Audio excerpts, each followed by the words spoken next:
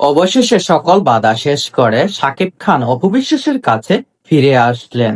কারণ দীর্ঘ জল্পনা-কল্পনার পর অপু বিশ্বাস সবসময় শাকিব খানের পাশে ছিলেন। শাকিব খানের মেন্টালিটি সাপোর্ট সবকিছু দিয়েছিলেন অপু বিশ্বাস। কিন্তু দুঃসময়ে শাকিব খানের পাশে ছিল না শবনম ইয়াসমিন বুবলী। দীর্ঘ টানা ৮ বছরের প্রেমের সম্পর্ক, তারপর বিয়ে, বাদশা, সবকিছুর সব সময় শাকিব খানের পাশে ছিলেন অপু বিশ্বাস।